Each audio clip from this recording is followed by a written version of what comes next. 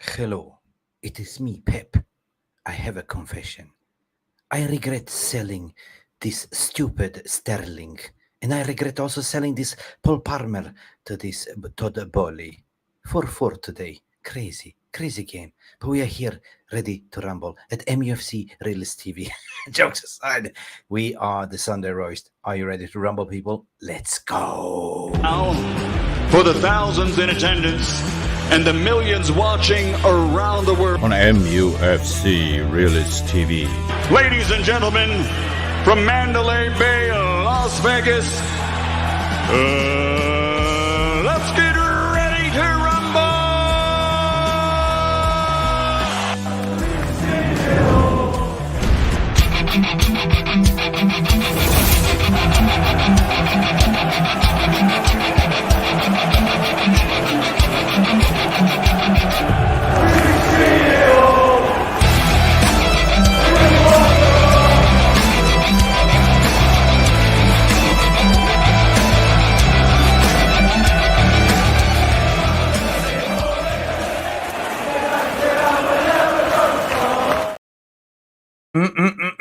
Welcome back to MUFC Realist TV, guys. How you doing? It's Sunday Roast.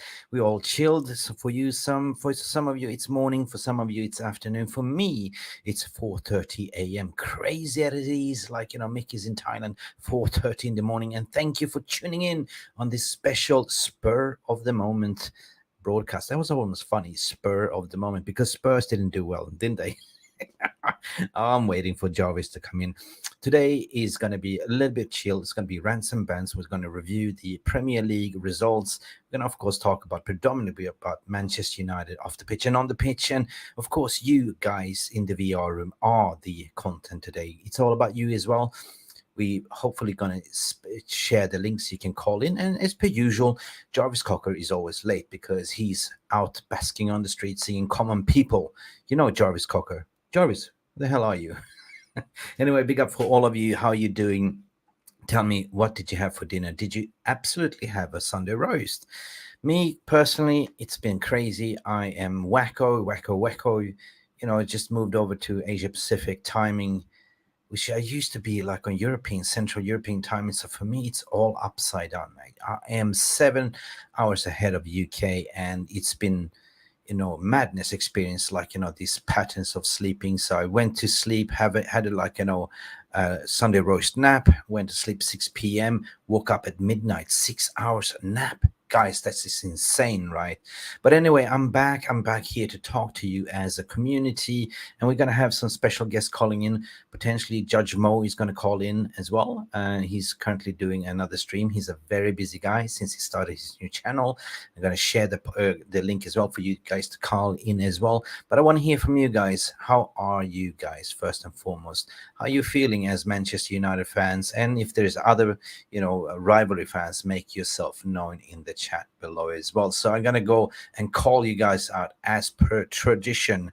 God, it's been a while since I did a stream, to be honest. It feels like ages. Big up Stephanie Griffith, one of our moderators, is back. Big up Stephanie, big up Mick and Jarvis. And if I'm whispering that because my wife is in the other room sleeping, knocked off, I slipped her, Mickey. Just kidding, man. Tommy is here. What are you saying, Tommy? More rubbish and news by the journalist. Oh, yeah. Tom, tell me about it. Yesterday, I pre-warned everyone, be aware of the 2 weeks break, the international break, the so-called boring break, because this is where the gravy train, the stenographers are having a feast on the gullible fans like Manchester United. They're going to create lots of stories. There's going to be lots of smoke, and don't fall for it. Simple as that. Just use your common sense, logic, and reasoning, and follow it with a precaution. But don't follow it because mental health, it's a bitch. You know what I mean? So, Yale Malmin, what you saying here? Did you have your Sunday pepperoni pizza? Yale, don't think it's rubbish anymore. Takeover will be done next week, and it's about time. God, are we going to really do this? Well, first and foremost, there is not a transfer market rumor news. It's business has a certain governance and certain process they need to follow. So we got to have patience and wait and see. I'm personally am this person that like to keep my powder dry. It ain't over until the club officially announce it and it goes to New York Stock Exchange, XYZ, a proper statement, not like these Twitter accounts and stenographers, spreading this, domino effect. I need proper substance before I can cast my judgment. But so far as I know, I think this race is still wide open. It's just a high stake billionaire poker's game, and who will blink first. What we're seeing now, right now, is kind of coming to the end of the review process, basically, where both bidders are waiting feedback. If you go on what Reuters was saying, they still adamant to say, look, you know what? 92 Holdings Foundation are calling the cards. They finished the process. This is take it or leave it. This bid's on the table, but we just refuse to be part to bid any further. And on the other time, on the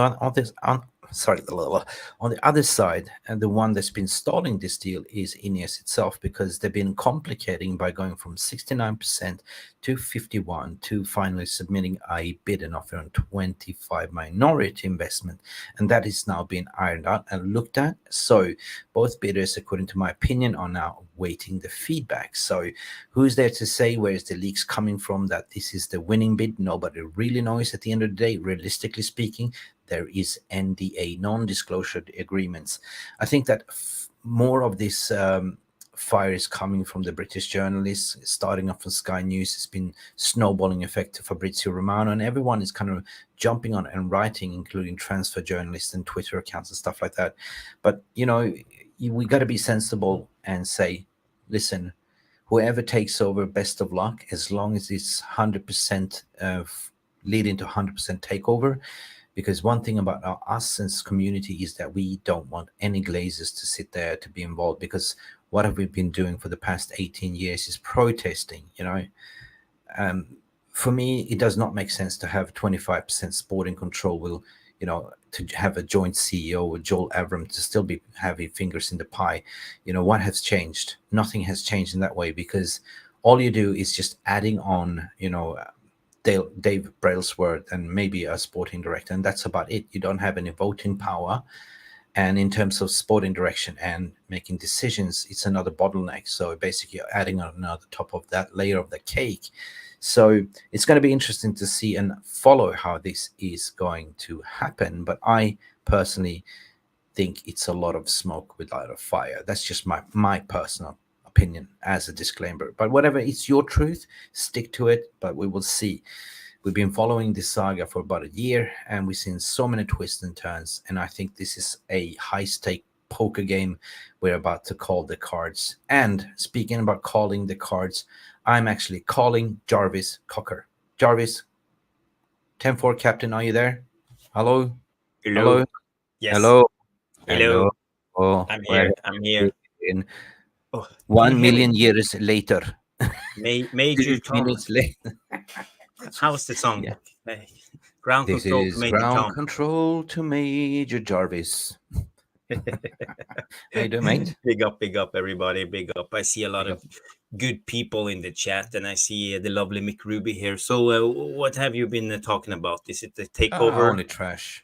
Yeah, I mean, that's the predominantly of everyone's lips at the moment. It is the international break, and I just warned everyone, just be prepared for a shower shitstorm that's coming out right now. There's going to be a lot of smoke without fire. And, if you're going to talk about, somebody's going to take over by Monday, there's certain governance in business rules and principles that you have to adhere and follow. This is not a transfer market.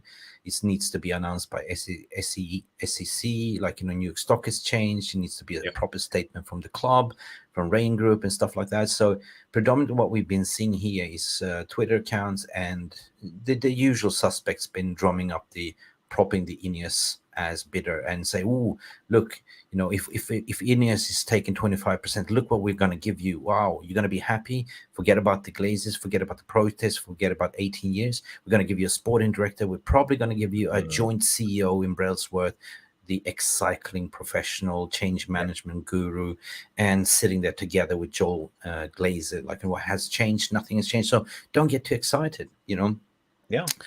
And as a rule of principle, what I've been saying, we've been here comparing apples to apples. What about the manifesto? What about the pledgement of 350? That's going to mean?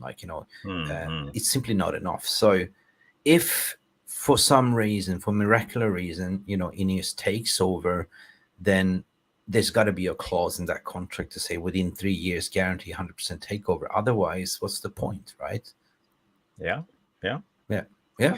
You make some good Yeah. points, and when it comes to the takeover, we know it's for me it sounds a little bit fishy when you are trying to divide the sporting department and the financial Yeah. department. For me, it's not possible. No. So what are we expecting if they are doing this? So we lack a lot of details at the moment to understand There this is a lot. Yeah. if it's even real. So yeah, Yeah. we I just gotta mean, wait and see. just think about it, Jarvis. Just hypothetically speaking, you want to take over the sporting department. Yeah. He's not a mug. He's a businessman, right? Hmm. Ineos, Sir Jim Rattcliffe, they're businessmen. They do expect some return on investment if you're investing 1.5 billion. Where's Yeah. that investment going to come from, right? If you're not part of the commercial, which is the biggest chunk of the operations, because Manchester United generate about 600 million pounds per year. Yeah. So Yeah. where are you going to generate your money from if you're investing? And where, Yeah. I mean, the Glazers don't give a shit if you are investing 350 million of your own money to what? They don't give a shit. Are you saying the Glazers don't give a shit? The Glazers are They don't give a beloved shit if owners you're who going have to been pledge. with us for I mean, 18 no, years. no, no, no.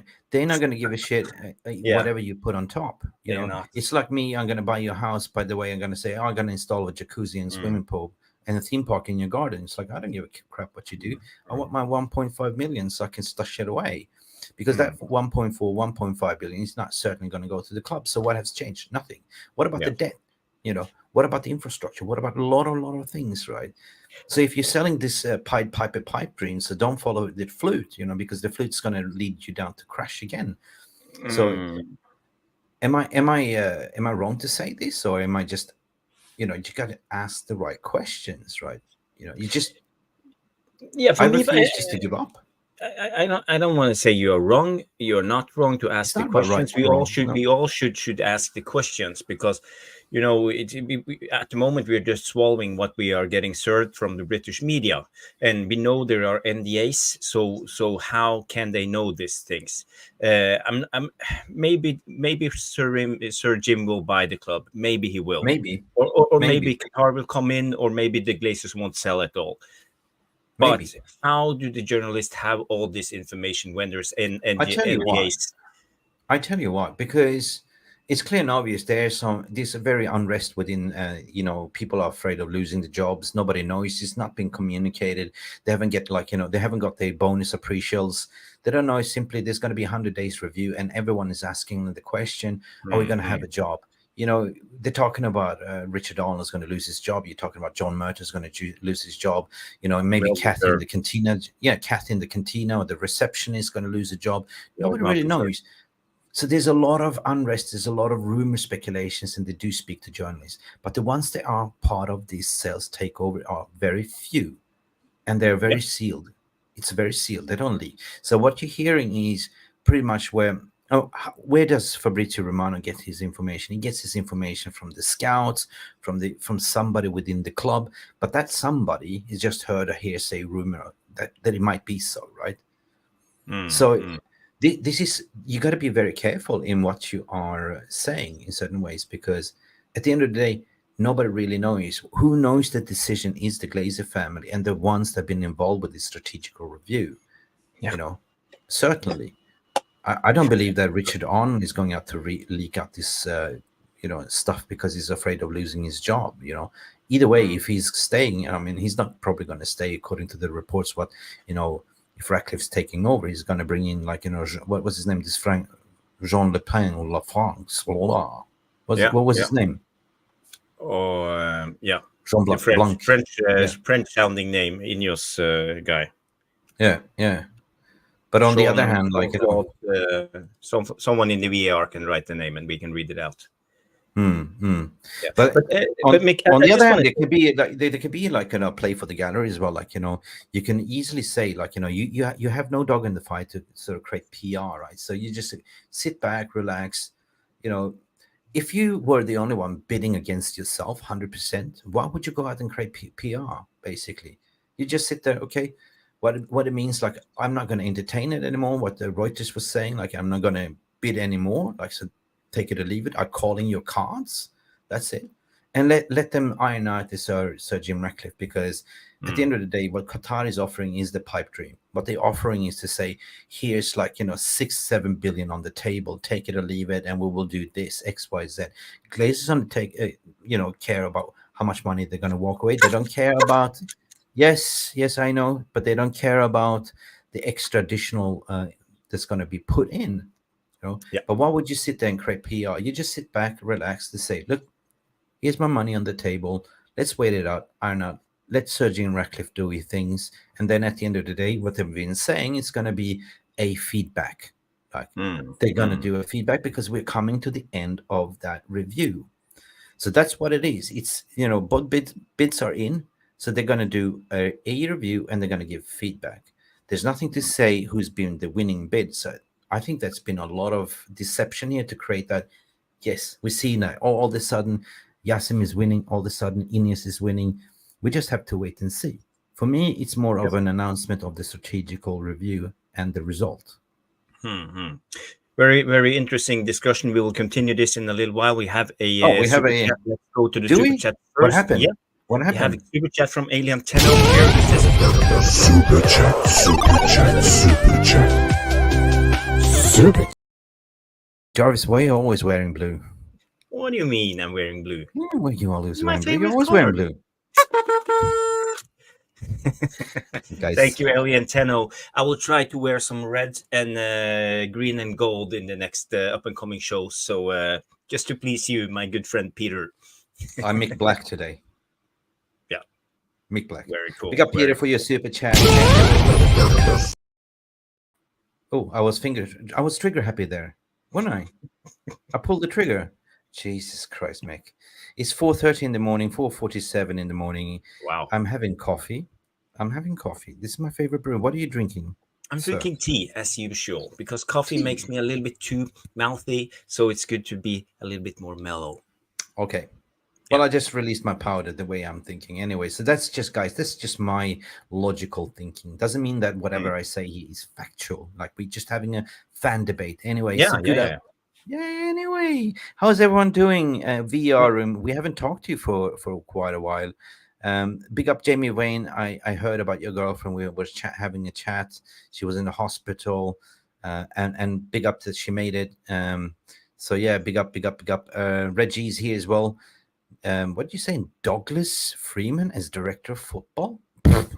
Really? What are they coming out with now? Okay, I read something stupid today. Listen, there's this account called. Maybe I should talk to it. I was laughing my ass off because he put it out there that that Glazers and Radcliffe are looking to buy Liverpool for 30% stake. And I was going, if this is true. I don't want to wish cancer upon everyone, but guys, Scousers, my God, yeah. But I gotta be honest, because I wouldn't even laugh if the Glazers bought Liverpool. I'm not. Because I wouldn't wish the Glazers on my worst enemy because they are. No, they are the worst. They are the worst. They are ruining football for everybody. So yeah. Anyway. Lillis United and everyone, you are chatting to yourself. You are self-entertained. Reggie's here. Jamie Van is here. Stephanie Griffin. Alien Tenno. There's so many of you here. Bestie's here as well. Did I say Bestie twice already?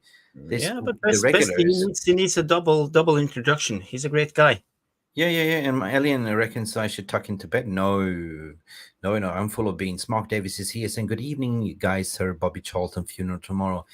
Yes, it is tomorrow. It is tomorrow. And the Glazers are not coming. Day? Yeah, the Glazers are not coming, but we will not make the day about the Glazers. We will make the day about Sir Bobby Charlton. He's been more than a legend of the club, and tomorrow we will celebrate, or not celebrate, but what is it called? We will mourn his Yeah.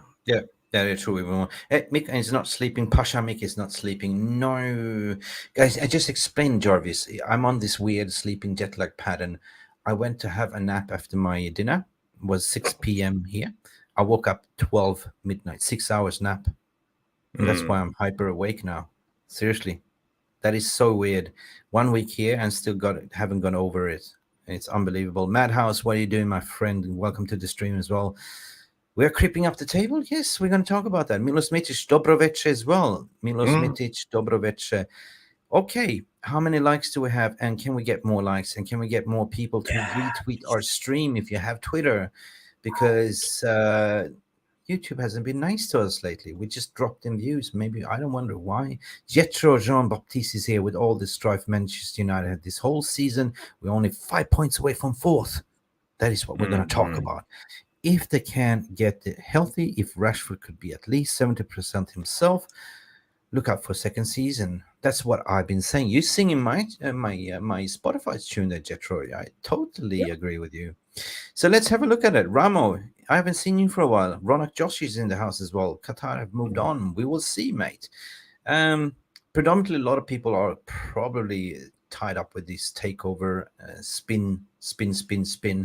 Alien Tenor is coming in with another uppercut, Jarvis, and that is a punch in the nuts for you, my friend. Yeah, I had I had my wife take the clipper and fix my hair today, Peter, and I shaved. So Peter, shame on you. You can't see that even I had a haircut like. You can't see it. You can't. Huh? well, I can see it. have. I can see it. Huh? Yeah. Wow. Yeah. I'm having my man bum. You can be my man bum. I'm gonna beat Avron Glaze's ponytail now. A big up, Guys. Alien Tenor. Thank you for noticing. Big up for all of you guys. This is more of a chill. Brendan is here as well. We dropped the views as easy explained. It's happened to several fan channels. Yes. You know what? The drop of views is something weird with YouTube algorithm. I don't know what's going on there. Like, sometimes we get yellow dollar signs being demonetized without even using swear words, except for one time where we had Andy Tate and he went absolutely bananas, if you remember that one. But that was fun. That was fun. But it's happening to everyone. And it is kind of, we don't really care. At the end of the day, we care about the community, but of course you want to reach out because there's a lot of grafting, a lot of hard work that goes into it, a lot of spare time taking up from Jarvis as well. So please drop us a refeed, give us a like, because YouTube algorithm, they rate you by how many likes you have, not how many subscribers. So the more subscribers you have, ain't matter. It's how many comments, how many likes. They'll push. They think that, people love this content, so therefore we're going to promote it, right? So lately we've been a little bit complacent in that department as well. So let's start. Jesus Christ, Pete, you're on fire. Let's start a Manscaped Club. Trim the yard to look the bush. What do you call trim the bush to make the yard look bigger? No, but guys, we just have to go back to basics. It's me and Jarvis cooking it up as per old traditional, old school. Yeah. Today we just come spur of the moment. What I say, the Spurs. Yeah. Hey, Mick, I just want to go back to the takeover, and we were discussing the Radcliffe rumors. I just want to ask. We know they are dividing the sporting and the financial department, but where is the line exactly when it comes to the sporting? Because this is the where it comes interesting. Is who are planning the PR tour preseason, for example? Is it the sporting department or is it the financial department? I'm just asking. Or for example, if something happened, let's say Greenwood or Sancho deal happen, who are deciding what to do? Is it the financial department or is it the sporting department? Who are leaking out the press leaks? Is it the financial or the sporting department? So where does it all connect? Because I don't really understand how they will make this happen, because for me it all sounds like it will be a mess. Well, you know that I've been talking sincerely about the gravy train, and what the gravy train collects of is that it's affecting these tabloids as well, because for years they've been getting the same information from the same club sources, right? And they certainly feel threatened that their job will be on the line, right? So there might be maximum leaking out this regarding the Greenwood situation. There's some people sitting there, like, you know, in a managerial or director positions as well. That's what I have confirmed, but they are not part of the sales takeover process, because, as I said, there's a closed door of people that it's kind of sealed, that's not coming out, and it's serious repercussions if they are leaking. You know what I mean? And those gravy train stenographers, you know that Romana gets his information from the scouts of Manchester United and some. Mm. But nowadays, in terms of journalism, you don't really fact check a lot of things. You can just report on a speculation, and what happens is that all it takes is that somebody is reporting it, and then you will just quote tweet or quote report what that person is saying. Same Sources as what you close. do. Yeah, I mean, sources close to that, or quote whoever wrote Mm. it first. It's like you doing an essay at uni, like, you're doing a thesis. You have to use references, otherwise you would be charged for plagiarism. Mm. Now, Mm. it's been so lazy, and it's been just social media is playing its tricks as well, right? Because you've been at the same time, United has gained a lot of attraction through the social media engagement, but just the writing about it. So I would say that Neil Ashton is also allowing this to happen because they thrive on social media interactions. Any bad publicity, good publicity is good publicity for the club. Mm. Mm. So just be careful in what you're reading. Even Bloomberg by itself, David Hellier, has been reporting on the back of Sky. And since they started with this editorial, once you start with the story, you cannot back off. You got to keep follow, follow, follow, follow, even if Mm. it's not your angle, right? But if you Mm. look at Aaron Van Sen with Reuters, for instance, he had to quote tweet that, he just had to report that, yeah, sources I heard that Sir Jim Rattcliffe is going to invest 350, but he goes back in to say, according to Night 2 Holding Foundation, they refused to increase the bid any higher. So therefore, Mm. they've been withdrawn from that process, meaning we have all cards on the table. We're not going to raise anymore. So that's kind of been portrayed, according to my opinion, that they are out. Doesn't Yeah, mean that you're out. but at least it's open for speculations how they word themselves. Yeah, you got to But read it it's about properly. how you interpretate it. For me, I see it differently. I believe the reports are saying they're out, but I question if the reports are even true or they are getting played because there's big money on the table and we don't know. I just want to say something here. I see Yale comes in. He says Jim is getting this much power because now Glazers will have someone to blame, and if it's a success, they will get more money when Radcliffe takes over. More and more for the club. It's a win-win scenario. Mm. Yeah, I see that. The problem is if it's not going well, will they still trust the Ineos part of the ownership to run the sporting department? How long will they take before they change their mind? Because they still have majority, and the Glazers decides, and they have the majority vote. Another thing is you got to remember when it comes to financial and sporting. For example, the valuation of a player affects the valuation of the club, and the valuation of the club affects the stock market price. So everything is connected. Yeah, it Uh, is. so I don't quite see how they will do it. For example, let's say Sancho. He's on 300k or 350. I'm not sure what he's on per week. If they terminate his contract, it will be a financial loss for the club. Oh yeah, big time. How will the shareholders accept it if the Glazers say, "Hey, Ineos just terminated his contract. We, as on the financial department, has to take the loss because they are in charge of the Mm. sporting department." So their shareholders, your stock price will plummet because of this. Yeah, true that. I It's not mean, happening. it's just so blague, to be honest, and I even go back by the interview they done with Nick Train, which is Lindsay Train. They are the majority of the Class A shareholders, the whole 20%. Financial Times had an interview, and it's like, we are not aware of this Jim Rattcliffe. And they're the ones that were threatening for a lawsuit because they want to have a payout at the end of the day. So something is not really adding up here. You know what I Mm. mean? Not so fast. I mean, there's this what I'm starting to say, that there is a proper governance to be followed in a takeover process. Any mergers acquisition, there's the rules and protocols that needs to be followed. Now, what's been happening here is more of a sensational transfer news, like, say, oh, he's going to take over by Monday, or Jadon Sancho's going to. That's not realistic.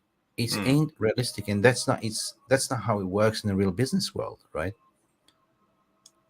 Right. So to get rid of Sancho, they would never accept it, because that's a massive loss, right?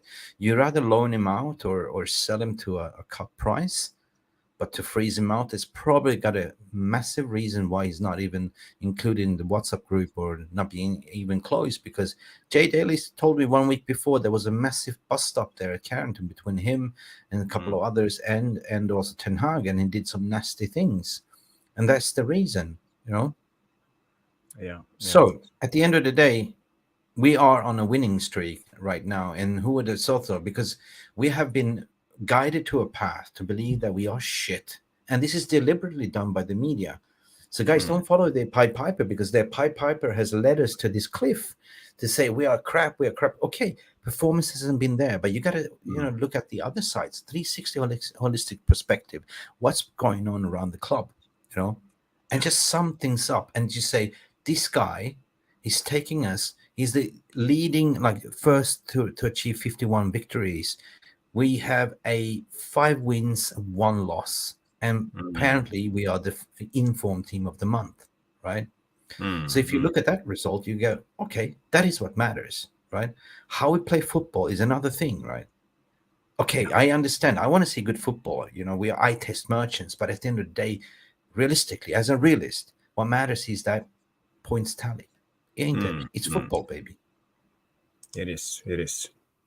I like Ten Hag's comment when he was congratulated on the first manager on 50 wins. He said, yes, but I can't celebrate. I have to focus on the performance. I love that comment. It tells me that he's thinking ahead. He's not resting on the past. He's always thinking forward and wants to win, and he wants to improve the performance, because I think he also admits that the performance is not good enough, even if we have won 4 out of the 5 last games, and he's very resolute and made up his mind. He wants to improve.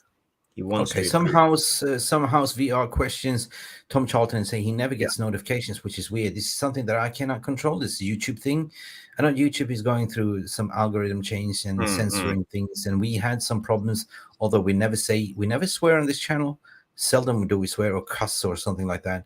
Mick, so big up to I would recommend everybody to follow Mick on Twitter, because we always put out the promo or the show beforehand, so you will get notifications. Twitter's always gives notifications, so at least you can. No, maybe not everyone has Twitter nowadays either.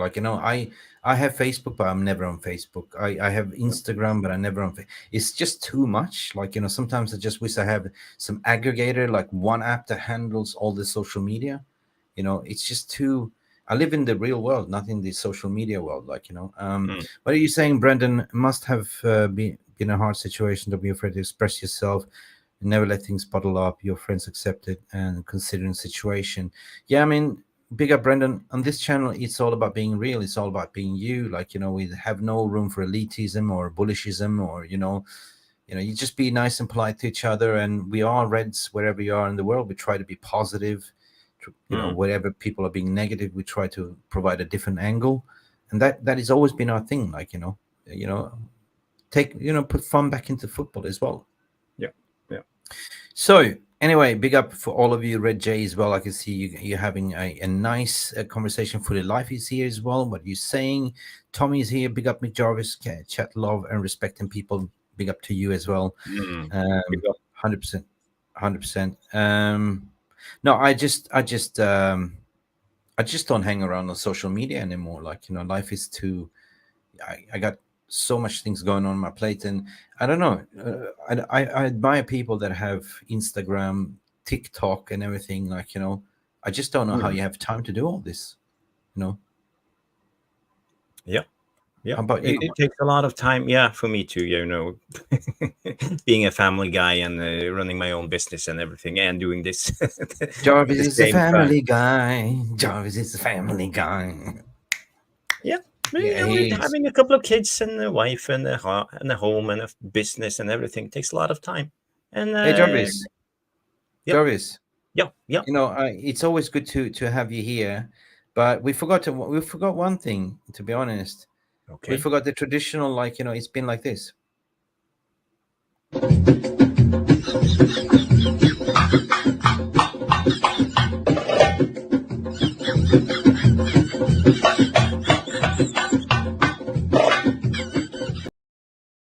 We think we wear the pants at home, Jarvis, but we don't. We always adhere, to the wifey, and whatever time we get, we have to sit here and talk to you guys. Mhm. So Mhm. smash a like, please. Give us a little bit cheeky like, and big up for Jarvis because he does slave a lot. He's got his own business. He's got 2 or 3 beautiful kids. He's the Hugh Hefner of this channel.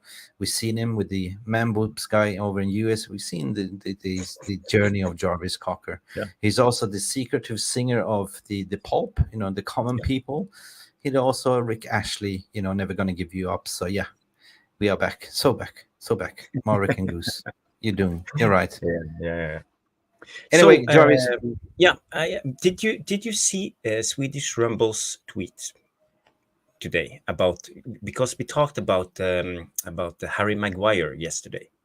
The Oh, VAR checked Harry Maguire 3 times during the game yes, on yes, they did. corner kicks and free kicks.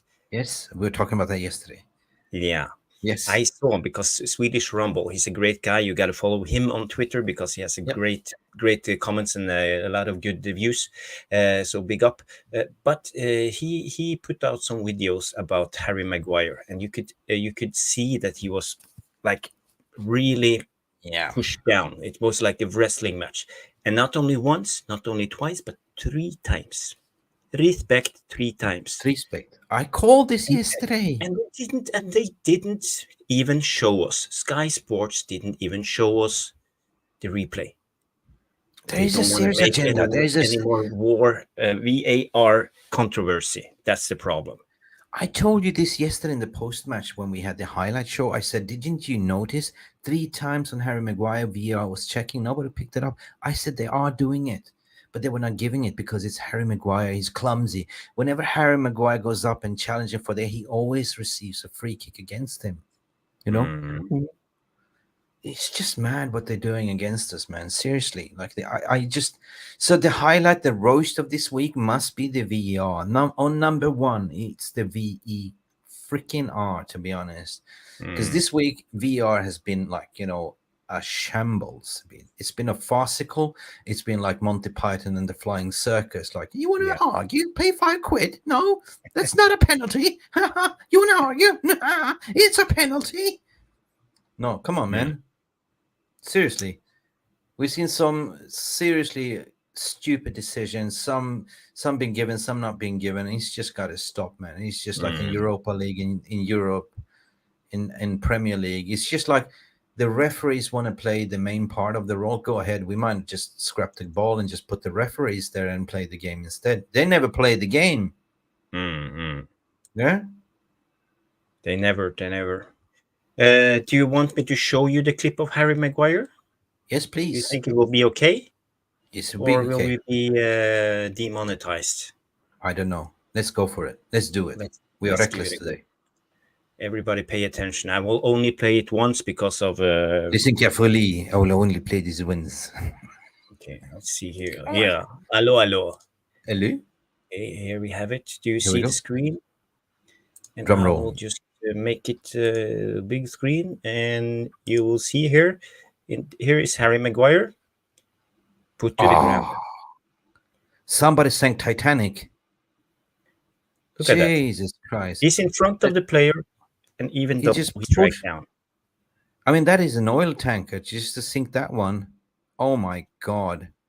And the VAR didn't want to show us the rerun. Absolutely disgrace. You're a cheat. You're a disgrace. Yeah. So yeah, we will remove this before we get demonetized. But Yeah, you saw We it did not here. get the demand. There's no sound in it. Anyway, big up VR room. What she's saying, Footy Live. I can see Jolly Mommy. VAR had only one check. I think they were United when United played last. Brendan Chappell, UEFA needs Manchester United in the Europa League. Wow, that is a conspiracy theory, Brendan. What I was thinking too, man. Seriously, like, are they doing this deliberately because they need more clicks and views? They want United to play in the Europa League, so therefore the decision. If you're talking about Copenhagen game, the offside line of sight, number one, number two. What was that? Those two goals would never stand. The handball was never a Mm. handball either, and they would never admit their mistakes, right? So we got done there. We got 100% done.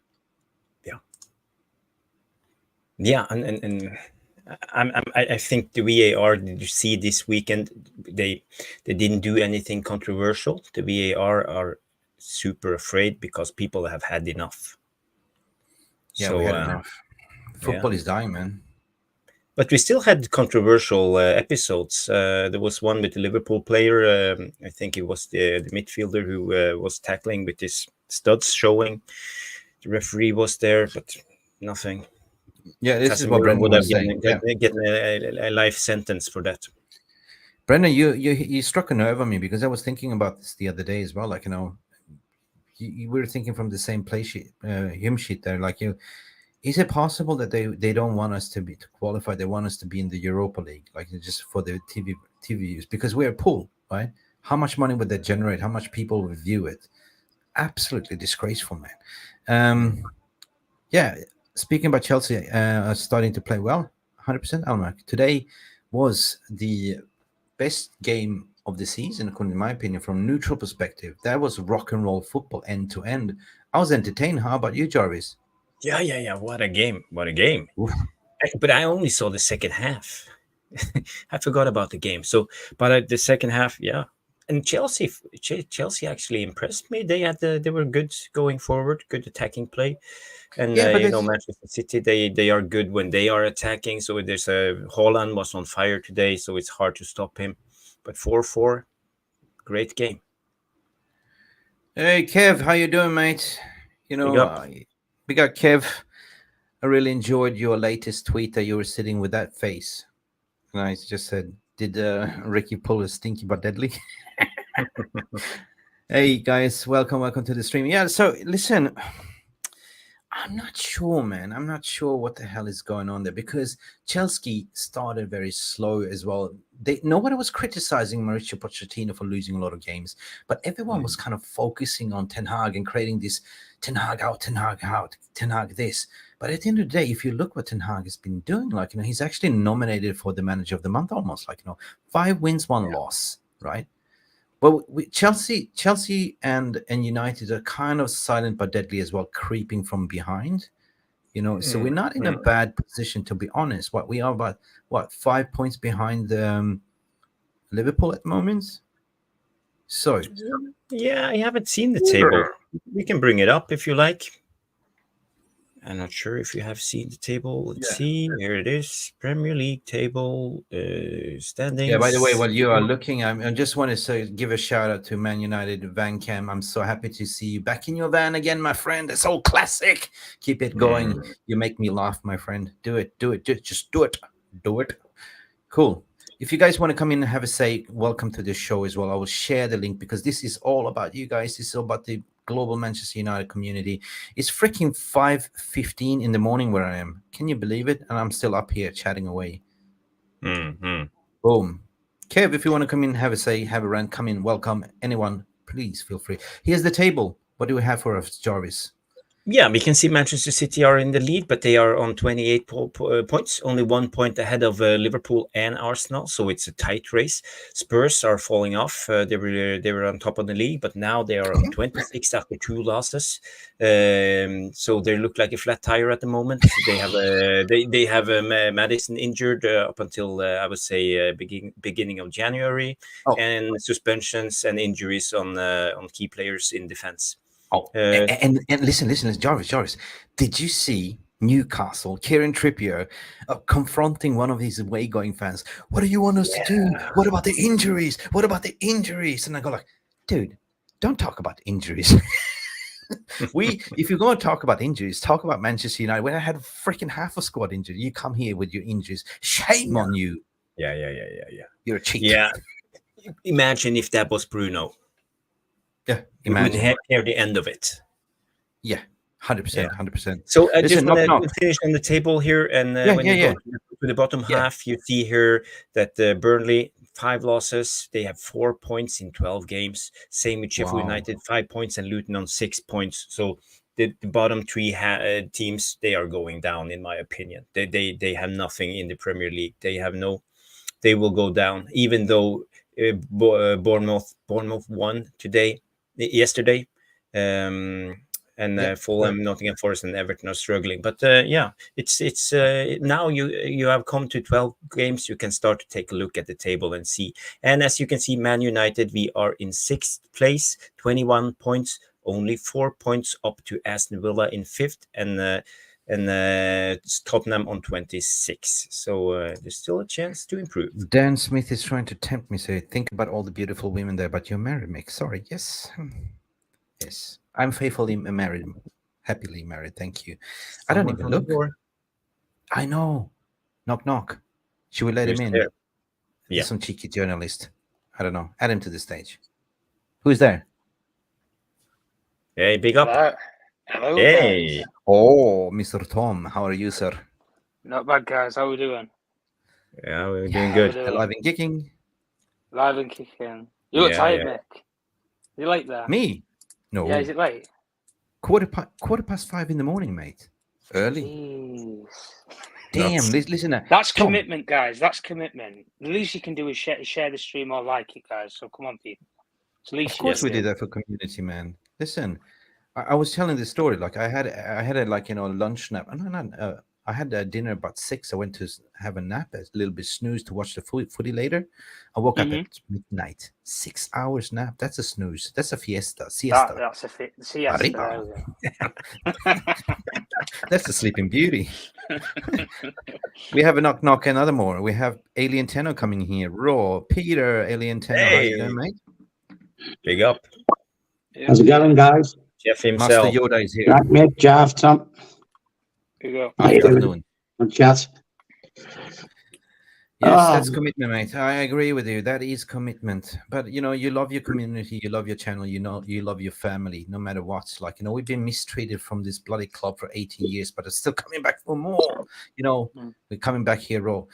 Kev, come and join us, mate. Come in and have a say, and I'll post a link as well. Unless you're half naked and drinking your Chardonnay. Woo! Just joking, mate. Just joking. Wearing his yellow safety vest. Yeah. And hard top. Yeah. Bring your ukulele as well. So how are we doing? Like, lads, listen, it's been a crazy week of Premier League. Like, we discussed about off the pitch and on the pitch. We discussed about Manchester United. We over exaggerate the VR. We're done and dusted with the VR. Like, next time bring in some beautiful women and some bots at least, so it can be more excited running around there like Hooters. Woohoo! It's a VR score. No, forget. Seriously, no, it's been diabolical. But at the end of the day, if we look at the Premier League table, what Jarvis was saying, we're not that far off, and it's a positive going on this 2 weeks boring international break to actually have something to look forward to, right? I know the football hasn't been right, and Peter looks like you look like an episode from the Star Wars. What's his name? Luke Skywalker there with his cape. What's going on there? I need to zoom in on that one. Zoom. Yeah, that is a proper Hugh Hefner gown, right? You know what, Mick? Jarvis, I bought this from the film set of Shaft from the 70s. You know what I mean? This is like 70s style, man. If we're speaking about, I've got to keep warm. I've got the flu, man. It's like. I couldn't go to the game yesterday because I just woke up Saturday morning. I was like, yeah, I got your message. Are you right, mate?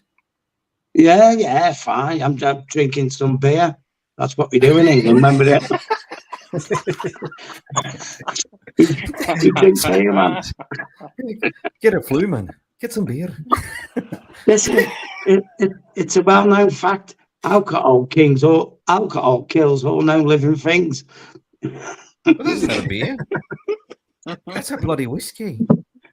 You can take Crikey. your paracetamols. I'll take this. Oh, you get some.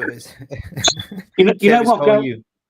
You know what's going on about VAR? Yeah, I You watched get some the comments. West Ham Notts Forest game. Yeah, and I think it was kudos for West Ham. I think it was him, or no, it wasn't. It was Soufal. Yeah, he actually took Alanga out on the halfway line. Literally done basically a flying kick, studied him just above his ankle. Not even a yellow card. Nothing. Yeah. Nothing. Nice. And it I'm was done with reckless this. as hell. And it's like, wow, man. Listen, Yeah, I'm but done with this bloody VR, man. Seriously. What do you reckon? Yeah, but by the way, Kev is calling you Obi-Wan Pete Obi.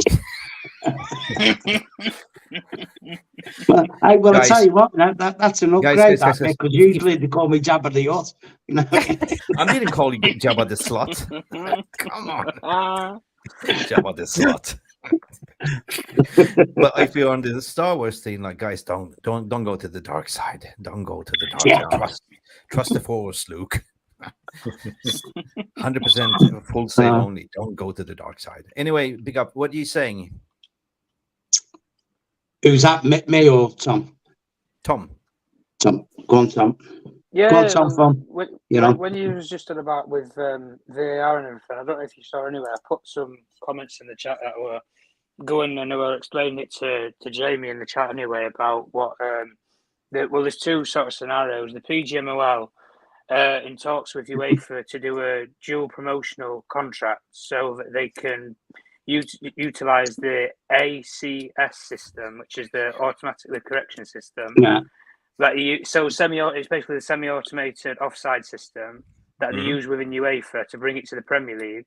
So, for example, semi-automated system, when they used it on the Luis Diaz incident, they used that as a prime example, the PGMOL, to say, can we put it through your system, this exact same clip, and see the results of it? And it came up within 20 seconds and gave them the positive result where it would have been an onside decision. Whereas the decision in hindsight in the game took 2 minutes to make, and it also was the incorrect decision. So it would save the PGMOL a lot of hatred. They wouldn't have to put out statements because of it. So they're in talks with UEFA over contracting it from the 2024-25 season, so from next season onwards. But it is only talks at this point in time. There is no sort of deal or agreement. But the PGMOL are looking at adding semi-automated system to the Premier League, which, as we were discussing on that Monday show, Jarvis, that time when we was on about it, that this news only came out on Friday that I heard about it and everything. But I've not really had a chance to do a write-up on it. Yeah, go on, Mick, sorry. You might just put droids out there, like, you don't need refs anymore if it's going to be semi-automatic. Honest to God, man. Seriously, AI. What fucking happened to the traditional game of football before the technology? Right? They used to be able to do this by the eyesight, and you used to have referees. Now you can't even judge a bloody game of football. You got to have eagle eye camera. You got to have 5 cameras on each side, and you still can't get it right. Sorry, guys. I was just thinking then of early 80s film, The Thing, where Kurt Russell is playing chess with a computer, and the computer wins, and he opens it, pours his whiskey, and he goes, "You cheating bitch." Peter, we have a winner here for your gown. You're calling Alien One Kenobi. That's a good one. That's a winner. I'll raffle it off for charity if you want. Yeah, we're putting it for auction now. Going once, we will put it on the auction on eBay. Let's see how much. I promise. Next stream will come on. I'll have my purple one on with me. Hugh Hefner. And me game like. You do this. Oh, I'm dead sexy. Oh, behave. Oh, behave. I'm dead sexy. Big up to you, Peter. Anyway, you're getting a lot of love in the VR room. They call you Mick, I have a talking point here. I saw today on Twitter 2 hours ago, actually, Jim, they came out that the Jim Rattcliffe has ruled out building a new stadium for Manchester United. Instead, he will consider an alternative plans to renovate and expand Old Trafford and improve facilities in and around the ground. So what's your comments about renovate and improve Old Trafford? First and foremost, the ground that Old Trafford is standing for is not so safe. It's been, from constructional speaking, it's not so good. Structural speaking, can they do it? There's a lot of challenges. Personally, I would love to see it because it's such an iconic, with full of memories. I don't know. There's a lot of shit that's coming out right now, so you don't really know what to believe anymore. But that might be part of somebody's manifesto, somebody's commitment when they're submitting the bid. This is what we like to do, but at the end of the day, Glazers don't give a shit what you're gonna do. Glazers give a shit how much money they're gonna profit at the end of the day. Whatever you decide to do, like if Bob Marley around the corner wants to wake up from the dead and buy another stadium, yeah, you can do that, but it doesn't affect the Glazers whatsoever. So I don't know what your take on it is, Tom, but yeah. Well, what Jarvis read out there anyway, they were discussing. Ineos had discussed the proposals and the plans, like I said before, when they'd done they'd done on the tour of Old Trafford themselves, and they had the briefings because the Glazer family had looked at the alternative options as well, whether they could get financing to build a new stadium or they could just re-improve upon the facilities that they already have right now. And you can look at it from two perspectives. The model of knock Old Trafford down and start from scratch will be quicker to do, but it will cost a lot more. Whereas keep Old Trafford where it is and you just renovate year after year, sort of do what FSG have done with Liverpool, where you've just remodernised or remodeled every 18 months to 2 years. You put 200 or 250 million pounds down for each stand till it's sustainable to a capacity that you're happy with, to generate more income and revenue and better match the experience for the supporters. That's really where Ineos have looked at the main point is well, it's low cost effective because we can still influence the football club based upon we're not having to fork out as much money, but we're also still going to improve the facilities to a peak standard, and we're not going to risk the wrath of United and maybe a minority backlash of United fans that would say we don't want Old Trafford knocking down. It's too historical. It's too monumental. Why would you move it from? Why move it from where it is? Leave it where it is. Just I'll give you one reason, though, Tom. We talked about this before. Knock it down, move it, meaning cleaning off the ground, because at the end of the day, there's something called PDL 192. Which is the fracking right owned by Ineos. There's natural pockets of gas flowing under the greater Manchester area, including Old Trafford, and this is what they want to, get their hands off at the end of the day. There's billions to be made out of that, But right now, fracking is illegal, but they're banking there will be, opportunity to start fracking. And yeah. So if you're going to knock it down, I mean, that means that you're going to move the stadium, build it somewhere else, but that gives you a free line of sight to actually start doing your fracking in the area. The obvious part of Old Trafford that would need modernising per se is the Sir Bobby Charlton stand, because it's not on parity with the other three sides of Old Trafford yet. Problem is, Warwick Road Station runs through there. Yeah.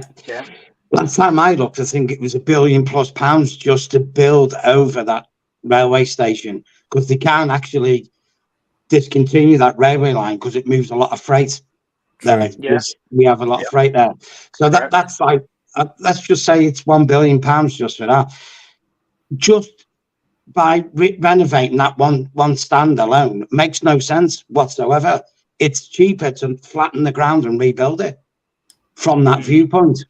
Yeah, I mean, the other option, Peter, really, that Ineos might look at as an alternative option is do what Fulham did, for example, with Craven Cottage. They knocked the stand completely down, and I think with what Fulham did was they built it over the housing estates. They bought the plot of lands and they knocked the houses down, so then they could build over them or up, and so it was more inclined rather than over. Yeah. So you're not going over the decimal linings where you're going to impact, as you say, the freight that would be going by day. But that's the issue, and you've just pointed out perfectly, Peter, is the costs. That's the problem with it, because the You know what, costings Tom, of right? adding more tiers is what's going to add the price and valuation up, and the time to do it is going to take a lot longer. But yeah, go on, Peter.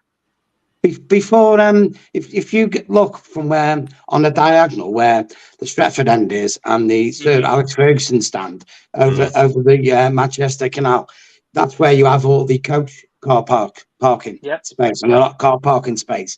Well, before that was there in the 70s, Warwick Road used to be an active station where away fans used to disembark there, because the away end has never changed at Old Trafford. It has per se, because it used to be the east stand originally, the way end, but now it's moved to the southeast corner of Old Trafford. Quadrant, but that used to be an active station. The last time I seen plans for like a rebuild per se, the Sir Bobby stand, was they was going to reopen that railway station and have it as an active station again. So I suppose in the long term, if you project it long term wise, viably, if you get paying customers going into that station, then I guess over a certain length of time, you're going to get your money back on that build, aren't you? To a degree. That's the reason why I said with the Fulham model, where they've only had 3 adequate stands that they've actually allowed spectators in for, and they've been building the other tier of the stands, and they've just closed it off for the last 18 months. And then they've only recently just got the commission rights to allow spectators to actually go into the stands, and then you can make it into either a hospitality stand, or if you want to use it as a family community stand, you can do more tickets and commercialising. It all depends on what the owners are willing to sign up for. That's the problem. But if you're going to do the Sir Bobby Charlton stand, as you're saying, which you need it to be on level with the pedestal so all 4 stands connect. What about the stinky toilets? What about the leaking roof? What about this? Yeah, well, this is where Mick, they're saying, rather than build it all from scratch, where it's going to take 6-7 years to build, those were the projected plans that the family had when they were going to look at renovating or rebuilding. They was given £2.2 billion completely built from scratch, and that only gets you 85,000 capacity stadium. But if you then want to go with the renovating route, you can just spend 200-300 million pounds per stand for the next, say, 5 years. It might add up to, say, $1 billion to do the whole job, but you've got all 4 stands on an equal pedestal, like Peter was saying, and you'll be able to increase the capacity. That's the main sort of revenue source, because if you do that, you put another tier on the Sir Bobby Charlton stand, you can get another 10,000 seats easily, 5 to 10,000 in between. What about the pies? Oh man, the pies are rancid at OT. You don't want to buy that food there, like. No, but let's talk business here, guys. Let's talk business, and it's common practice where bidders are submitting the proposals to say what they're going to do, who they're going to include in the board of structure, what they're going to do, what their plan is. My question is, how has this been leaked out about Ineos, what their plan are doing, who they're going to appoint, what the sporting director, CEO, where's this coming from? You always have to ask the correct question, right? We talked about this. Is this leaking from somewhere within the club? Is it the rumors that there's a lot of people that don't know if the job is in danger and they are talking to the press for some reason, which is just sheer speculations, because we all know within the bidding process of the strategical investment, there are only certain people that have the access, and they are sealed by the NDA. The only ones that would have access would be the chief financial officer, Richard Arnold, the Rain Group, and some strategical people, right, high up. So I find it very odd that a lot of these Twitter accounts and a lot of this, spinning the smoke, what's going to happen, trying to make you happy, at the same time, divide and conquer. But on the other hand, forget about what the Glazers, that we're still in debt. Nobody's addressing that situation. What about the debt? Right? What's going to happen with the debt? They're just doing the make you happy endorphins. Oh, you're going to get a new sporting director. We're going to fix the sporting operations. But hang on. I'm investing 1.5 billion of my own money. I do respect return on investment. Where is that going to come from? That's not his own money. Yeah, but The 1.5 isn't his own money. Where is he going to get get the return on investment? Because the commercial side is the one making money. Mm-hmm. Right? Is he just throwing it away for his own ego toy, or is it because he's not a mug? He's always been a shrewd businessman, right? Yeah. That's the reason. That's the reason, Mick. Anyway, why he's not bought the football club as an individual. He's bought it as part of his sporting franchise with Ineos, and then from there you have the multi-club ownership that Chelsea have now got with Strasbourg and Chelsea. City have got, we know with the City Football Group, they have a list of 10 clubs all the way around the world of football. And Manchester United will have that now with Lausanne, and you will also have that with Nice. Yeah, it's not on par with what Manchester City have with 10 different clubs. It doesn't make sense that I will lease your apartment and to say that I will buy your apartment potentially, but I do renovate your apartment tip to toe and then walk away and then spend all this money for nothing. If I'm using an analogy, right? No, yeah. I get what you mean. You have this beautiful penthouse, and I say, well, I will lease it off you for 3 years, right? And eventually I will buy it off from you. And in the interim, I'm investing a lot of my money into your apartment, make it look beautiful, like I install the latest marmor, the latest technology, the latest patios and stuff like that. What for?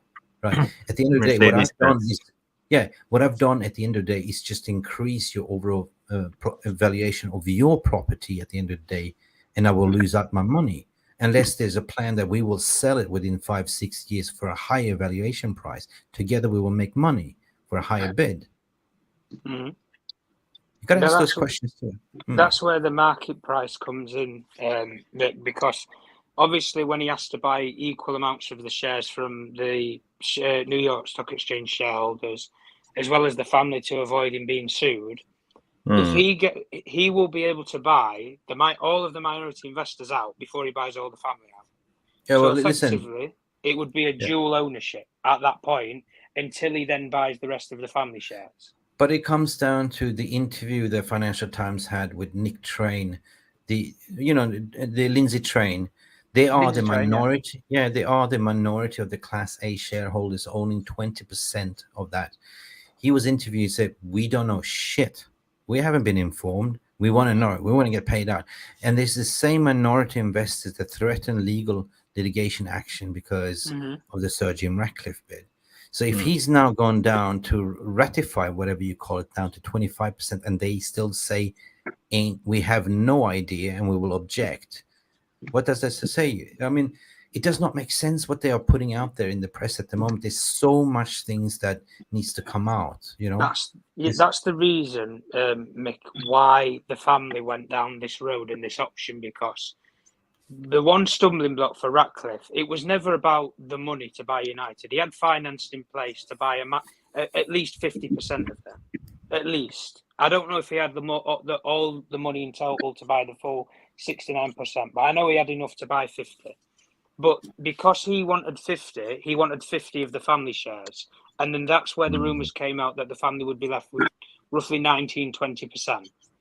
Right? When you take those figures, the minority investors, like you've just said there with Lindsay Train, they would not see any single penny of that transaction at all, but they would still own their 20% shares.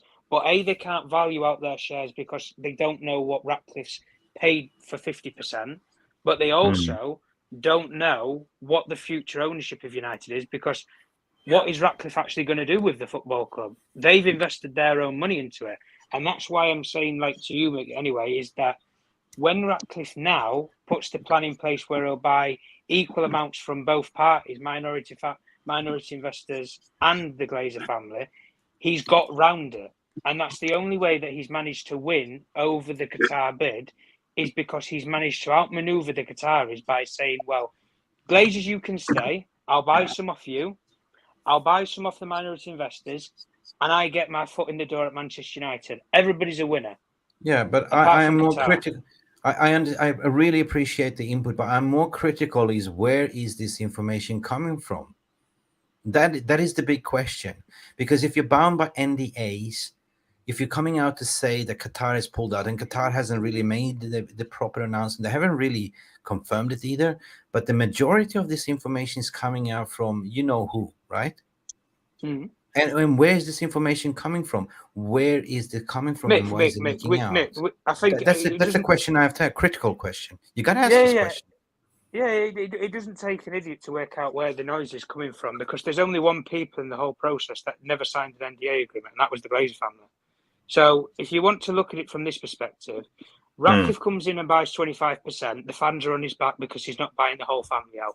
What So do you're you saying do? that the Glazers are now leaking out this information? Let me finish, Mick. Anyway, what No. they do is when you say that Radcliffe's not going to buy all of us out, the fans are kicking up an uproar and they're still not happy.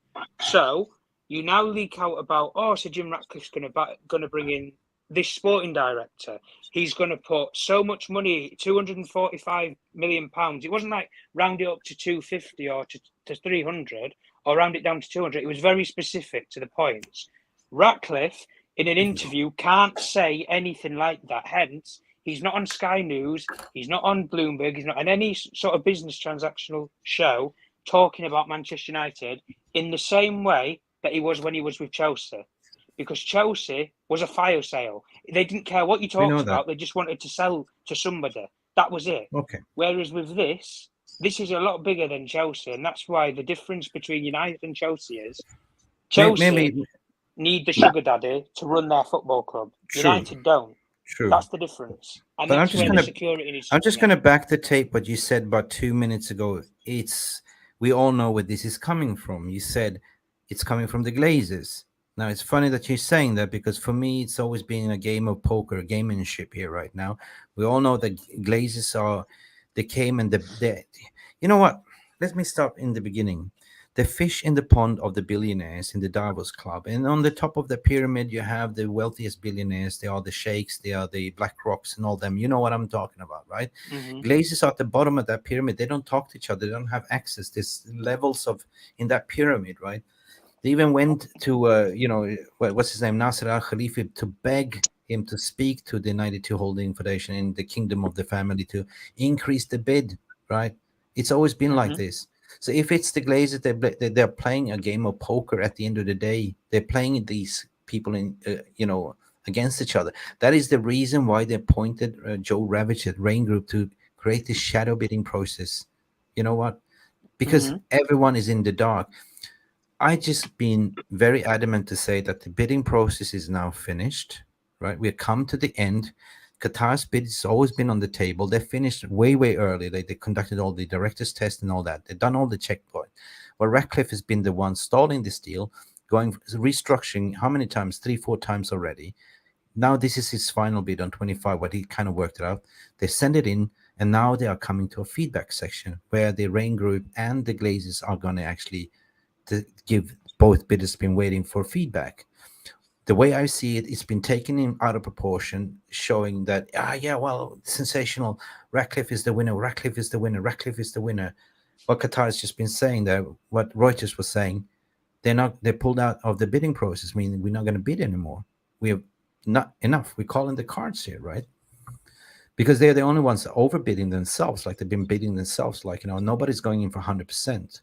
So we will find out sooner or later. And one thing that we know is what Glazer needs right now is cash injection. They need a lot of cash. 1.5 is not enough. You know what, Mick? Jarvis, Tom, have you ever considered this?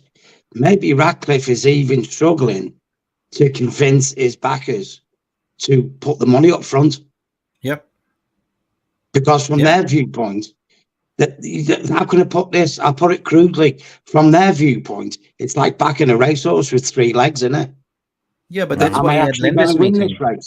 He had lenders meeting 2 weeks ago as well. Yeah. This is what I'm saying. Maybe he's struggling to get the money to put it up. I just don't buy this shit, to be honest. I'm sorry. This is me roasting and ranting. I just don't buy it because logically, from a business standpoint, it does not make sense what they're trying to do. I'm not going to look the other way. I'm going to look at everything like call a spade, and look from my side of it, from my pair of eyes. Whatever I'm saying is just my opinion, to be honest. but I smell a dead rat here, like, to be honest. Yeah. And I've been always saying that, even from 92 Holdings Foundations, they always thought that the Ineos bid was always been used as a tool for them to sort of bid against themselves all the time. Yeah. Yeah. I mean, like I say, like I just said then previously there. I mean, if I was a bidder with, I was in the Ineos ecosystem, and Jim Rattcliffe said to me, "Look, I want to take funds from what we've got going." I'm going to go, well, you know what? Right, I've just looked at Man United's portfolio, and I'm not going to get a good return on my money here.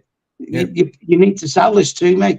Well, if you put £500 million of your money up, True, and that's we what can put it into Old Trafford. It's like, well, that doesn't seem like a good deal to me.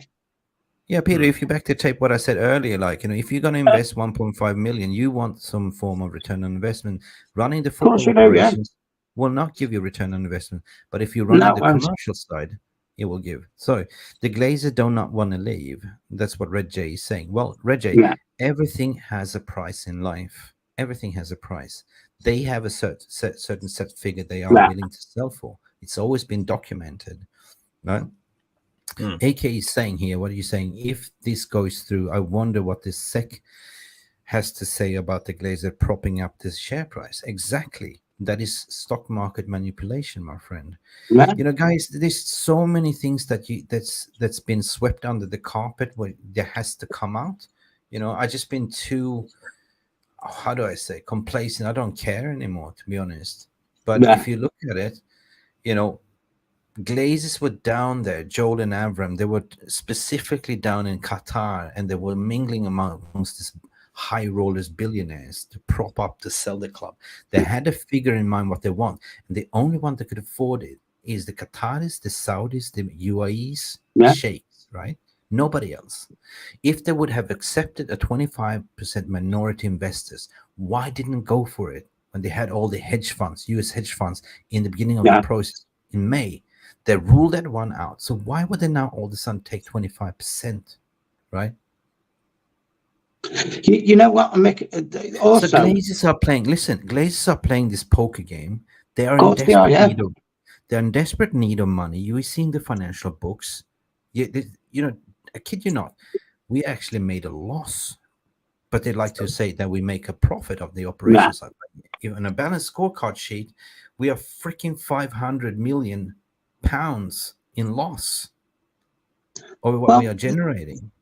The thing is, like, a lot of the fans here, like, they don't have a wider interest, and I don't mean that in a bad way, but the Glazers last year were trying to buy a Indian cricket team, and they basically told them where to go, and then they tried to, when they went to the Middle East to see the Qataris, and they were trying to get us a Middle Eastern cricket league going. I mean, true. What the Glazers know about cricket, I don't know. You know what I mean? No, because but there was a smoke screen because he stayed behind 2-3 weeks after, speaking. Of course, you had Joe Rovich and Rain Group, but he personally wanted to have that wealth, and what he was offered as well in return was to have broadcasting sporting rights. They will build a stadium in Doha, Qatar, to broadcast NFL games and stuff like that, which they will have a finger in the pie. That's very lucrative. Glazers they have to leave because they've taken debts. They're taking Santander extra 300 million. They have to pay back by 2025. So figures don't lie, right? Who's going to repay that debt? Is Sir Jim Rattcliffe going to dip into his pocket to rack up the VIP drinks bill? No, I don't think so. When we he said if the debts need to be paid by 2025, then Radcliffe will most likely have 21% plus in the club by then, and we have seen his plans. He wanted to take 2/3 of the debt and build it into Ineos, the company, and he wanted to make a payment plan and gradually pay with the revenue of the club to pay down the last third of the debt, as I have read it. So there is a plan at hand. At least there's been leaked some rumors about it, as far as I know. Yeah, but the question is, where the fucking hell is this coming from? You got to ask the fucking Yeah. question. I'm It's, sorry I for mean, using the F word here because I'm getting agitated.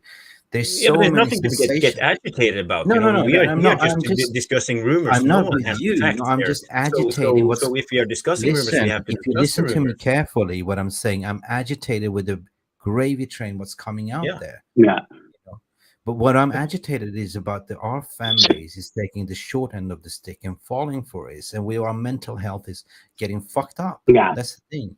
Yeah, but we gotta make it clear that we are just discussing speculations. There's Oh yeah, nothing, but you nothing. don't get me wrong. What I'm trying to say, when I'm getting agitated with the information spread that's coming out right now, whoever controls the information controls the minds of people and the way they are thinking, right? And what are we at the end of the day? Are we just sheep about to follow to just accept this 25%? Yeah, What about that's the it. 18 years of protest? What's been going on? Are we just going I to mean, accept the defeat? you So know we'll what, be all right.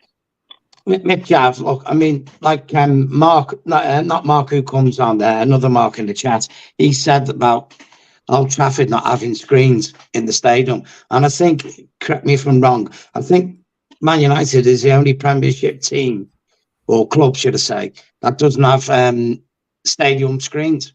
Yeah. Now, it doesn't matter how you try and renovate Old Trafford, there is no way you can put screens in that stadium. The way it's built, it isn't accommodating to screens. So if you want to be a flagship team, when you look at teams like the Allianz Stadium, Bayern, and you look at what they're doing at the Bernabeu, what they're doing at the Nou Camp, even when Chelsea, when they build theirs, Spurs' ground, and can go on and go on. We have to basically rebuild a new stadium so we can get up-to-date technology into the ground. Okay. The ground is outdated. It's simply, sometimes it's like buying a car, yeah, and you see it, and the head gasket is blown. True that. It's like you've got to take the head gasket out. It doesn't matter what you do to it. This is not going to work anymore. What do you do? Yeah. Well, how much it cost me to put an head gasket in? Well, it's cheaper to buy a new car. Okay, I'll go buy a new car then. That's Glue it. the seal. We I have agree with someone in the AK. back room. Yeah, hang on. Before we let that Mark from Denmark in, I'm gonna just go with AK saying, and this is always I kept my powder dry to say, if you're going by logic, if you're going by sense, you follow the money, not the sports transfer journalists reporting on the takeover news. That tells you all. Anyway, big up for you, AK, for actually coming with some sense as well. And Scotty at the wheel is here. We have a Danish dynamite in the house. Calling in all the way from Denmark, we have Mark. That's Mark. Hello. Mark? Hello. Hello. Can you hear me? Yep. No. Okay. Good. Can you sing Adele "Hello" from the other side? Oh, you would not like to hear that. I can promise you that. Welcome to the show, Mark. I was just wondering, have any of you considered the fact that Jim Rattcliffe said in an interview, yeah, we have made our money, we are allowed to have some fun, that he is buying 25% because Manchester United will not go down in price over time, and he honestly want to play Football Manager, like in real life, and so he's buying expensive Xbox to play FIFA Manager. He will get money from it when he gives it to his kids, and he lets the Glazer stay for another 20 years, so and then they sell it Viagra is not for enough. even more billions. So basically, Viagra is not enough for him, so he needs this to get hard. No, he said that. He said that in an interview. We are allowed to have some fun. We have made the money. And I'll expense. Yeah. So I honestly don't think he has a plan on how he will do it. He's just saying what he would like us to hear. Let's get Luis Campos in here said. Let's get Paul Mitchell in here said. Let's get the guy in from, is it, I can't remember it, Coventry or something. Crystal Palace, the guy from Crystal Palace. So I just think he want to play Football Manager. He will have 25% he will give to his kids. He has now made it so the Glazers can stay for another 20 years.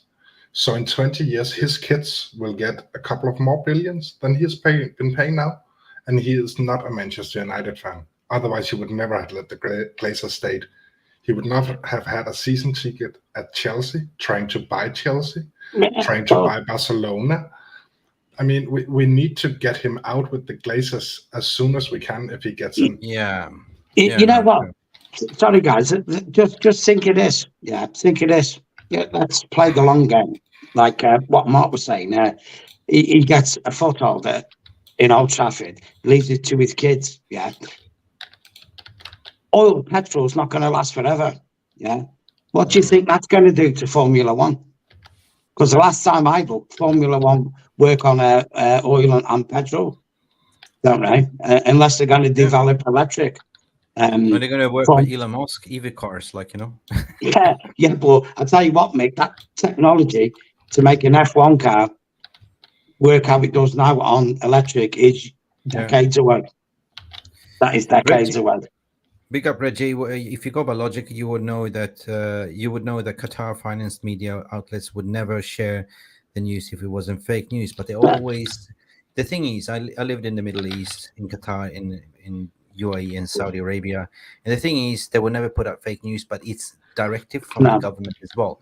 If they would tell you, write this story like this, it might be also to say it's a show for the galleries, a showmanship to say that we are out, but we haven't properly made a statement, but we're still in. There's a lot of things that could be done in order. Like in Dubai, for instance, you will never hear bad news about the government or anything until it's approved. So everything has to go by the Sheikh himself, like, you know, Sheikh Mohammed. I've seen this play before. But anyway, we can only speculate, we can only see. But I certainly believe that this race is far from over. I think there's a lot of smoke before the fire. He's kind of right. He's never have takeover. What is to do a full takeover on? Yes. Vasily, what are you saying here? Don't you think that the Carrington grant has something to do with the deal with the Glazers? That's what we're trying to say regarding the fracking as well. There's a lot of speculations because Ineos owns the PDL 192, which is the fracking rights, the natural liquid gas that goes on the Carrington, Greater Manchester area, Hume, all that area as well. So, of course, if you own that, and that expires, I think, by next year, if you look at their license, they bought out the license, to be honest. So they might look at to either demolish it. Sheer speculation. Nobody really knows. Royden Frost is coming here. If they destroy it, it's still illegal. Just to mention. It's still legal. Yeah. But in the current crisis, what's going on around the world, if we're talking about geopolitics, Qatar is a big oil and gas supplier to UK in terms of natural gas. You know, that plays a big part as well. UK government certainly has. Yeah. There might be some geopolitics involved with the Palestinian Israeli stuff going on as well. Like, you know, there might be some, I don't know. I don't want to get involved with it, you know, because of YouTube algorithm. But but Qatar for UK as a government is so much important in terms of infrastructure, in terms of investment, in terms of job security, in terms of project. So, and I understand if some people don't want foreign ownership. I do understand if people want the local lad that lives in Nice, you know, for taxation purposes, that has his companies registered in Isle of Man, not to pay tax. All of a sudden, what's the difference, right? What makes a difference for me is that we are on the path for 100% full takeover, nothing else. Yeah. I don't accept 25%. I only accept if it's 51%, fine, if you fizz them up over the time. Anyway, guys, I'm going to get off. Sorry, guys. Yep. But yeah, me too, mate. I've got to go to doctors and that tomorrow and blah, blah, blah. Anyway, cheers, Mick. Cheers, Jarvis. Cheers, Mark. Cheers, chat. Have a good one. Yeah, see you soon. See you, mate. Ta-ra, everyone. Bye. Anyway, guys, while we have Mark from Denmark here, I just want to ask him a question because yesterday's game we saw both Højlund and Eriksen getting injured. Have you read anything news about this injuries for the Denmark team in the international coming up? Only varies. No one knows how bad it is. But Denmark worry about it, of course. But can I say something that before you end the stream? Yeah, please. We should all be shouting from the rooftop to get Glazers out. We are too nice. We cannot accept this Jim Rattcliffe offer. We No. cannot enter the stadium. They will find a way to fill it, even with the opposite fans. But it's like, oh, we're so nice and we've been nice for 18, 19 years. We're like, oh, let's see how it goes. We can't do that. We need to shout it from all of our rooftops. Thank you. We need to bomb Twitter. We need to bomb their website to get them out, because this is our chance. We cannot accept this. This will mean 20 more years with the Glazers. It will. Exactly. I mean, this is what I'm trying to say as well, Mark. Like, I refuse to let it go. I refuse to stop fighting. You know, if your fans are thinking like you get overturned, they won because they want you to divide and conquer. They want you to look that way. They want you to feed you some endorphins to say, look, you're going to get at least a sporting director in Paul Mitchell. You might get a new CEO, and that's about it. No, but Where are we? Glazers has a tactic, and they keep using it. If you do something for long enough, a part of what is opposed get bored or get too annoyed and have to change. This takeover with Sir Jim, they don't matter if it takes 3 years, because people will get annoyed and they will give up and go, oh, I just can't take it anymore. Just tell me what's it about. Like, they give up, and we can't do that. We need to shout it from the rooftop and bomb Twitter, bomb everywhere, Glazers out, and Sir Jim Rattcliffe out. It's not only Glazers now, it's also him. Because what he is doing is he is giving them another 20 years. Lifeline. You know what? Yeah. A lot of fans has given up mental health. I agree. Just get it over and done with. Yeah, maybe it will be okay. Fine. It's that mentality. If you think the team has a weak mentality, you got to look at the fan base as well. Where's the mentality gone? I can say this, and you just ban me afterwards, okay? Yeah, Look sure. into Ineos, Trustpilot, everything. We need to bump them with bad reviews. We need to do everything to stop this. All of us, not just the 3 of us in here. And I know you can ban me because I'm saying something you're probably not allowed to say. I'm but not going I to can ban say you. it. No. No, but I can say it. We need to do everything in our power. And if you are sitting thinking, okay, but I won't do it alone, just start alone. Someone else will do the same. And we need to post it on every other channel, just spam the same stuff. A lot of people were doing that, and they got blocked from the email server and stuff like that. So yeah, create a new email. At the end of the day, we just need to stop it. Create a new email, even if you're blocked. It's not hard. No, but what I was trying to say before I finish Sorry. off my rant to say that what have we become as a fan base to accept this mediocrity? Like, you know, if you look at if you're pointing fingers at the team to say they have weak mentality, what about you? Are you just going to give up? You're going to go to the battlefield and lay down your weapons and roll over and to say, well, maybe that'd be okay. Maybe they will not kill us. Yeah, right. Cool. I will not take that. You know, I'm a fighter. I will never give up. Like, you know, it's 100% green and gold until we're fully out and sold, not 25%. Yeah, I could swallow the pill if it was 50, 69%. For me, it don't matter who you are, who you're taking over the club, as long as we don't have the Glazers still running the club. Enough. They've done enough damage to this club, right? It ain't matter if you're coming in with your 1.4, 1.5 stupid little money. It's going to the Glazers' pocket anyway. What I care about, what you're going to do with the rest. What about the infrastructure? What about the women's team? What about fixing the roof? What about clearing the fucking debt? You know, minority shareholders is not allowed to put in more money in a club than the majority owner. So Jim Rattcliffe cannot fix this with 25%, because that would mean he would put something in and the Glazers would have to put in more, and they will never do that. So it will go nowhere, this. It will not go anywhere. AK was saying he was part of that. He got his email blocked by certain companies. Well, petition is always a good way. Listen, petition, nutrition. You can do whatever you want. You organize a protest. You have a few banners. They don't really care at the end of the day. The only thing they care about is, I mean, if you look at it, what level of PR is Ineos getting at this past 12 months? Nobody knew who the fucking was before. Now everyone knows it. How much business attractions are they getting? How much tenders are they winning right now? You know, is it just me, or am I just saying, like, my opinion? I just think that they are just in it for the PR. they're not serious enough. If they were serious enough on 69%, they were stuck to the guns. Why are you going on 25% and just giving away your money if you cannot have a return on investment? It's basically giving away your money. Oh, by the way, here's 1.5 billion. I'm just going to throw away just to have some fun. The only way they can do that is because, I want to just have 25%, and when we sell it in the future, I will earn more. But it's not a dangerous investment to do in Manchester United. It will not go down in value. It will only go up. So you can't say that it's bad business. It's not. It's good business. Good stuff. Anyway, Red J made Jarvis wink. Listen, we appreciate you, Mark, for coming in here. I hope things are good in Denmark.